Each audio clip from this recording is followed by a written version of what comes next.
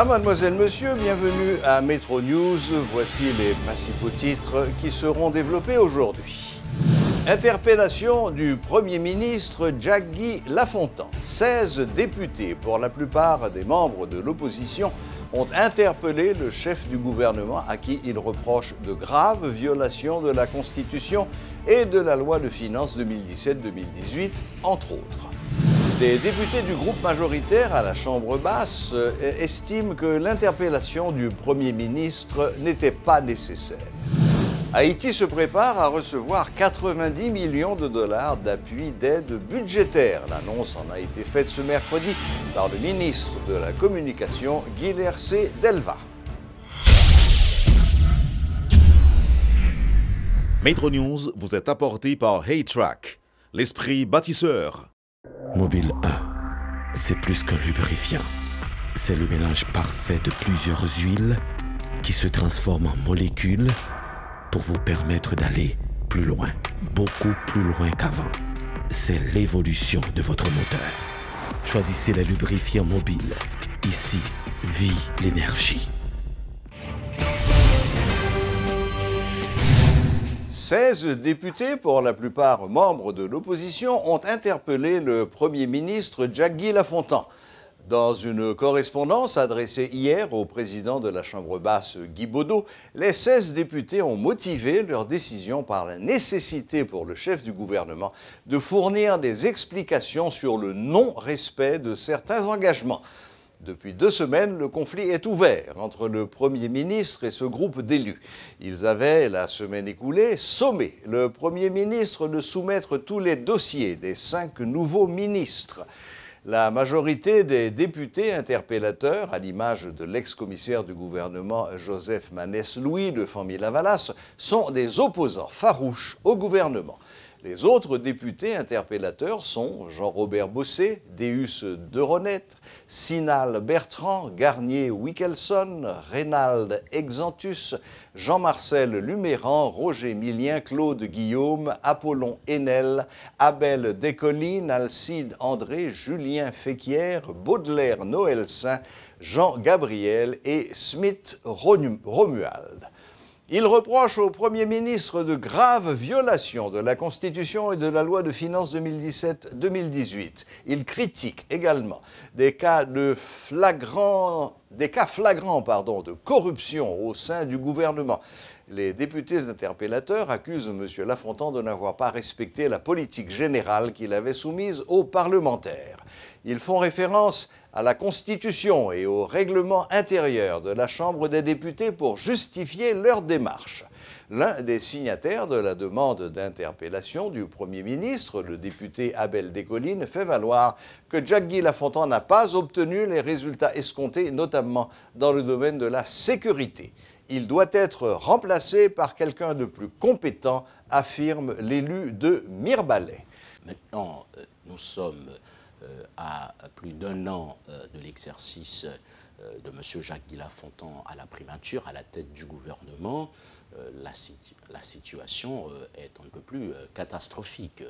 Les indicateurs sont au rouge, qu'il s'agisse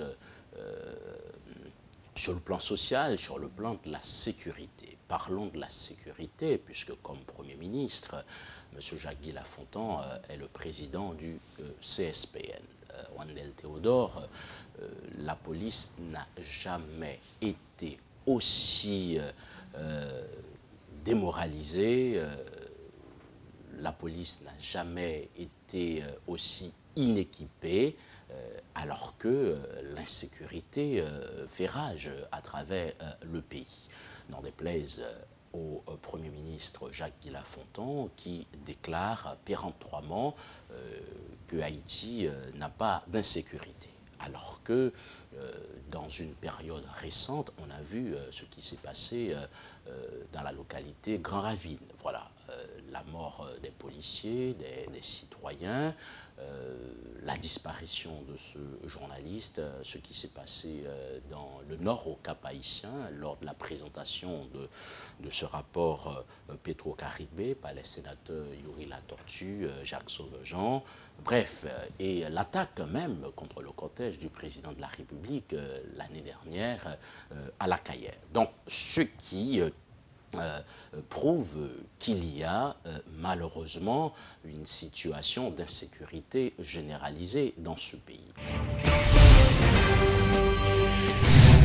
Le député Price Cyprien du groupe majoritaire ne croit pas au vote d'une motion de censure contre le Premier ministre compte tenu de la majorité que détient le gouvernement à la Chambre basse. Mais il estime qu'une remise en question du chef de gouvernement est nécessaire et que son interpellation est la preuve que quelque chose ne va pas. L'effet que cette interpellation va faire sur nous du bloc majoritaire, on va analyser le bien fondé de cette interpellation. Parce que dans une démocratie, même quand c'est la loi de la majorité qui l'emporte, mais les minorités ont leurs droits aussi. Donc si le bloc minoritaire a jugé bon d'interpeller le Premier ministre, c'est qu'il y a sans doute quelque part quelque chose qui ne va pas. Nous allons interpeller cette interpellation. Parce que s'il y a une interpellation, c'est qu'il y a quelque chose qui ne va pas. Donc, nous, du bloc majoritaire, on est obligé d'analyser l'interpellation, de poser les questions telles qu'elles sont et voir comment trouver les solutions et comment porter le Premier ministre à trouver ces solutions-là. Le ministre de la Culture et de la Communication, Guilherme Sedelva, a indiqué ce mardi que le gouvernement reconnaît les prérogatives des députés qui peuvent interpeller n'importe quel membre du gouvernement, y compris le Premier ministre. Toutefois, selon Guilherme Sedelva, le chef du gouvernement est dans l'attente de la correspondance qui devrait lui être adressée en ce sens. Le gouvernement est un gouvernement démocratique, ce n'est pas une dictature. Nous faisons camper comme si nous faut respecter les règles, il faut respecter les procédures. Donc, n'attendons parce que ça dit que il y a une procédure pour communiquer avec le gouvernement. Ce n'est pas un groupe de députés qui vont le gouvernement. Donc, il y a un bureau dans la Chambre des députés. Donc, le bureau lui-même, s'il y a des correspondances adressées à la Premier ministre, à gouvernement, il a répondre les correspondances en bonne et due forme. Donc, nous avons besoin de dire plus sur ça parce que ça, c'est prérogative Parlement. Vive tension mardi à Martissan. Des tirs à l'arme automatique ont été entendus dans les quartiers Grand Ravine et Thibois. À la base de cette situation, des membres de l'un des gangs armés ou qui participaient aux funérailles d'un soldat non loin de Grand Ravine, se sont repliés pour repousser l'attaque d'un gang rival, ont rapporté des riverains. Rappelons que ces quartiers populaires connaissent une situation de terreur où des bandes rivales s'affrontent pour le contrôle du territoire. Le Bureau des Affaires humanitaires de l'ONU, OCHA, dans son dernier rapport, informe que l'épidémie de choléra continue avec une légère tendance à la hausse en mars 2018. Le nombre de cas suspects s'est élevé à 290 et un décès, comparativement aux 249 cas suspects et un décès enregistrés en février.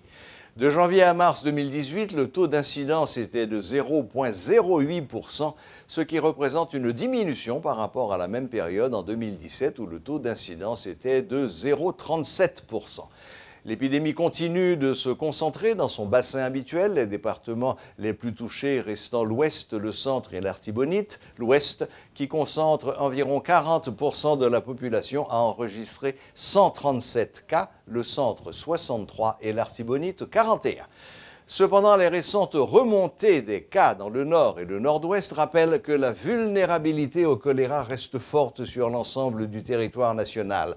La saison des pluies, d'avril à juin, ainsi que le début de la période des fêtes patronales à travers le pays, entre juin et septembre, constituent des facteurs de risque importants qui requièrent de maintenir le niveau de maintenir à niveau les activités de réponse au choléra, à savoir la coordination, la prise en charge, la surveillance épidémiologique et la réponse rapide communautaire, précise le rapport de l'OCHA. À ces activités, l'utilisation à grande échelle de la vaccination orale contre le choléra pour réduire immédiatement la charge de morbidité dans les hotspots devrait être ajoutée de manière plus systématique. Le financement constitue l'une des préoccupations des acteurs impliqués dans la lutte contre le choléra. À travers le plan de réponse humanitaire 2017-2018 révisé, lancé en janvier 2018, le secteur choléra a sollicité 21,7 millions de dollars américains afin de répondre aux prévisions de cas de choléra cette année et aussi pour atteindre l'objectif à moyen terme de moins de 11 000 cas en 2018. Le gouvernement a célébré le mardi 1er mai la fête de l'agriculture et du travail. Plusieurs activités ont été organisées en vue de marquer cette date. À Port-au-Prince, la traditionnelle foire agro-industrielle et artisanale a eu lieu au Champ de Mars. Le thème retenu cette année, « En gérer de l'eau pour augmenter production nationale ». Ce thème a été choisi dans le but de marquer les 12 mois de la caravane du changement, a déclaré le directeur général du ministère de l'Agriculture, Branly Eugène, lors du lancement de cette activité. Des dizaines d'exposants venus de plusieurs régions du pays ont participé à cette foire, qui n'a pas toutefois drainé la grande foule cette année. Le quotidien Le Nouvelliste a fêté ce mardi son 120e anniversaire de création. Les responsables de cette presse écrite ont organisé tout un ensemble d'activités pour marquer cette date. Selon le PDG du journal, l'entreprise s'est taillé une place de choix pour devenir au fil des années le doyen de la presse haïtienne et une école pour des centaines de journalistes. Suivez ce reportage de Sheila Louis et d'Elsie Dieulassa. Vieux aujourd'hui de 120 ans, le journal Le Nouvelliste continue de traverser le temps. 120 ans d'expérience, 120 ans d'aventure, bref, 120 ans de dur labeur, le travail ne fait que commencer. Le PDG de ce quotidien très ancien du pays, Max Chauvet, dit célébrer ce bel âge avec sérénité. Sérénité d'un adulte de 120 années. C'est une année de plus, ajoutée au 119e. Donc, nous espérons pouvoir, dans les années à venir, continuer à fêter et atteindre un âge encore plus important. En attendant d'en arriver là, le patron du Nouvelliste souhaite continuer à améliorer la qualité des produits offerts aux lecteurs. Jusqu'ici, le bilan est positif en dépit des difficultés rencontrées, se réjouit Max Chauvet. Il se félicite également de cette place de choix taillée au fil des années au sein de la société haïtienne. Aujourd'hui, le journal est devenu une institution de presse moderne. Ce qui a changé au cours de ces années, c'est qu'on est passé d'un journal, on est devenu une institution de presse, c'est-à-dire radio, télévision, médias sociaux, téléphone et bien entendu le papier. Donc c'est la grande différence, c'est que nous sommes devenus plutôt, nous évoluons maintenant dans l'ère du multimédia.